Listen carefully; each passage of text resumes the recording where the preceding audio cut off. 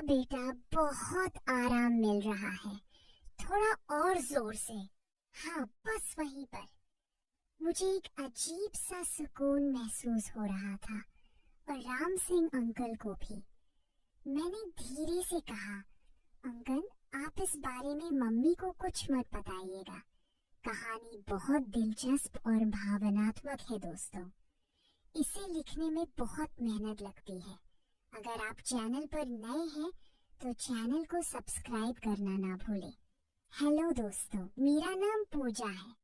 मेरी उम्र 21 साल है और मैं अपने माता पिता की इकलौती संतान हूँ। पापा का सॉफ्टवेयर एक्सपोर्ट का बहुत बड़ा बिजनेस है और मम्मी एक बुटीक चलाती है। चंडीगढ़ में हमारा एक सुंदर सा घर है जिसमें 3 गाड़ियां और उनको रखने के लिए एक बड़ा गैराज है। पापा अपनी कार खुद चलाते हैं, जबकि मेरे और मम्मी के लिए एक ड्राइवर है जिनका नाम राम सिंह जी है। मैं उन्हें अंकल कहकर ही बुलाती थी, लेकिन उनका व्यवहार मेरे प्रति थोड़ा अजीब सा रहता था। मैंने हाल ही में अपनी बीकॉम की पढ़ाई पूरी की थी और मेरा एमकॉम का एंट्रेंस एग्जाम भी अच्छे नंबरों से पास हो गया था। मुझे शहर के एक नामी कॉलेज में एडमिशन मिल गया। कॉलेज घर से लगभग 10 किलोमीटर दूर था, इसलिए मैं अक्सर सिटी बस से ही आना जाना करती थी। कॉलेज में लगभग सभी लड़के और यहाँ तक कि कुछ प्रोफेसर भी मुझसे दोस्ती करने की फिराक में रहते थे। मेरे पास हमेशा से एक अच्छा स्मार्टफोन था और मुझे नए लोगों से मिलना जुलना पसंद था। हमारे ज्यादातर प्रोफेसर की उम्र 45 से ज्यादा ही थी। ये बात उन दिनों की है जब हल्की हल्की ठंड शुरू हुई थी। मैं कॉलेज जाते समय जीन्स टॉप और ऊपर से एक श्रग या डेनिम जैकेट पहन लेती थी। क्लास में एक बेंच पर 2 ही स्टूडेंट्स बैठ सकते थे। मैं हमेशा पहली बेंच पर खिड़की वाली सीट पर बैठती थी। हमारे एक इकोनॉमिक्स के सर थे जो रोज पहला लेक्चर लेने आते थे। वे हमेशा क्लास में मेरे पास खड़े होकर ही लेक्चर देते थे। मैं तो ऐसे दिखावा करती जैसे मुझे कुछ पता ही नहीं, पर मन ही मन इस स्थिति का आनंद भी लेती थी। कभी कभी सर कुछ ज्यादा ही करीब आ जाते थे, लेकिन बड़ी चतुराई से अपने हाव भाव छिपा लेते थे। कुछ दिन ऐसे ही चलता रहा। मुझे इस खेल में मजा आने लगा था। एक दिन सर ने मुझे देखते हुए पूरी क्लास को सुनाते हुए कहा, आज मौसम काफी गर्म है, मुझे तो गर्मी लगने लगी है। ऐसा कहकर सर ने अपना कोट उतार दिया। उन्हें देखकर क्लास के कुछ लड़कों ने भी अपनी जैकेट उतार दी, पर मैंने नहीं उतारी। सर की आंखें मुझ पर ही टिकी थी। फिर मैंने भी कहा, हाँ सर, गर्मी तो लग रही है, और अपनी जैकेट के बटन थोड़े से खोल दिए। अब सर का ध्यान पढ़ाने से ज्यादा मुझ पर था। तभी सर ने जानबूझकर अपना पेन मेरी बेंच के पास गिरा दिया। जैसे ही मैं पेन उठाने के लिए नीचे झुकी, सर मुझे घूरने लगे। मैंने तुरंत पेन उठाकर सर को दिया और ये सब गलती से हुआ, ऐसा नाटक करते हुए अपनी जैकेट के बटन ठीक से बंद कर लिए। मैंने ये सब इतने स्वाभाविक तरीके से किया कि सर को लगा कि जो भी हो रहा है एक संयोग है।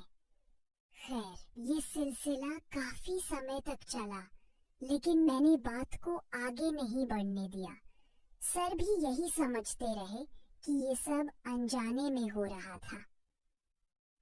इस बीच सर को यह पता चल गया था कि मैं सिटी बस से आती जाती हूँ, तो वो मेरा पीछा करने लगे।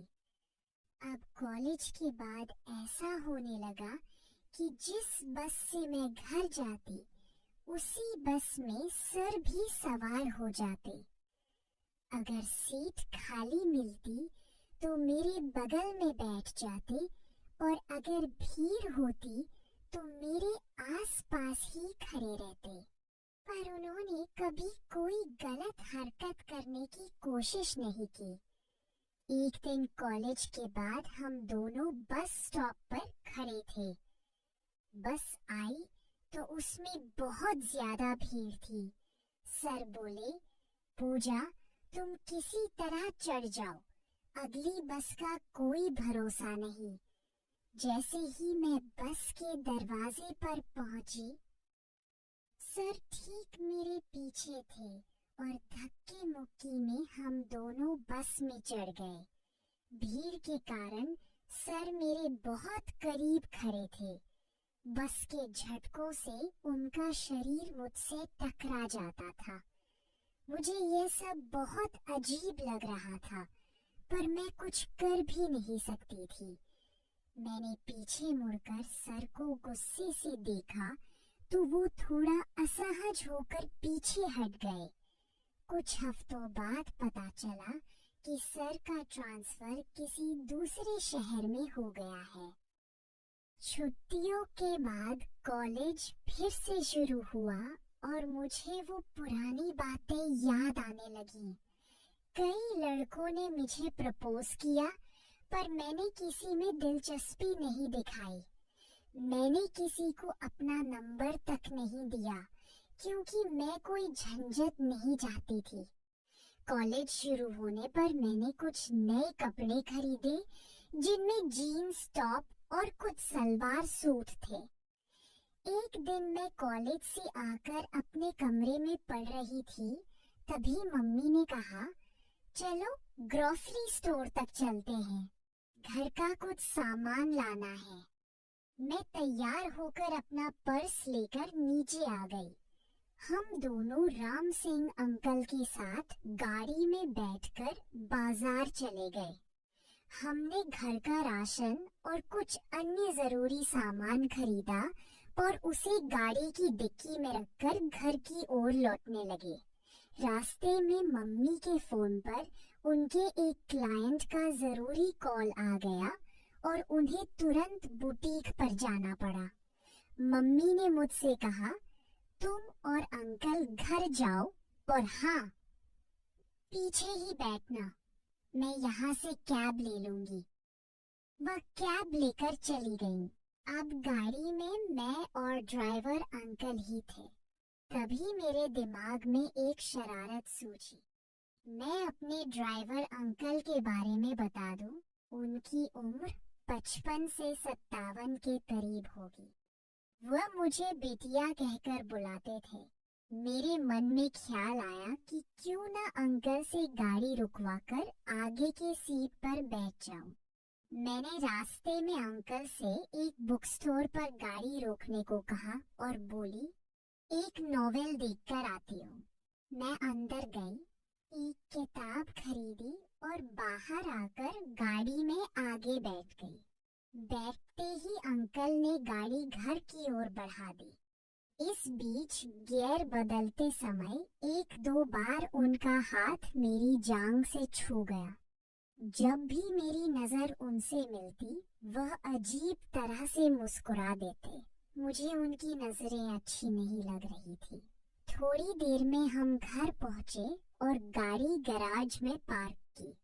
मैं तुरंत गाड़ी से उतर गई और अंकल से कहा, आप अंदर से डिक्की खोलिए, मैं सामान निकालती हूँ। अंकल ने डिक्की खोली और मैं झुककर सामान निकालने लगी। मुझे पता था कि अंकल भी सामान निकलवाने आएंगे और हुआ भी वही। वह भी अपनी सीट से उतरकर पीछे आए। वह बहुत धीरे धीरे सामान निकाल रहे थे और मैं महसूस कर रही थी कि वह बार बार मुझसे टकरा रहे थे। तभी तो हद ही हो गई। वह लड़खड़ाकर मेरे ऊपर ही गिर पड़े। मैंने सहारा देकर उन्हें संभाला, पर ये क्या, उनका शरीर तो बुखार से तप रहा था। मैं किसी तरह उन्हें सहारा देकर अंदर ड्राइंग रूम में ले गई और सोफे पर लिटा दिया। फर्स्ट एड बॉक्स से दवाई निकालकर उनको खिलाई। थोड़ी देर बाद जब उन्हें होश आया तो वह रोने लगे। क्या हुआ अंकल, आप रो क्यों रहे हैं? मैंने पूछा। तब उन्होंने बताया, मेरा भी एक हंसता खेलता परिवार था। तुम्हारी ही उम्र की मेरी एक बेटी थी जो मेरा बहुत ख्याल रखती थी। आज उसकी बहुत याद आ रही है क्योंकि मेरे सिर में सुबह से ही बहुत तेज दर्द हो रहा है। अगर वह होती तो मेरे सिर की मालिश कर देती और मुझे आराम मिल जाता। पर अब ऐसा नहीं हो सकता क्योंकि पिछले साल डेंगू ने मुझसे मेरी बेटी छीन ली। यह कहकर अंकल फूट फूट कर रोने लगे। मैंने अंकल को पानी पिलाया और फिर उनसे बोली, मैं आपके सिर की मालिश कर देती वो, आप मुझे अपनी बेटी ही समझिए। अंकल बोले, नहीं बिटिया, आप नहीं, मैडम को पता चल गया तो मेरी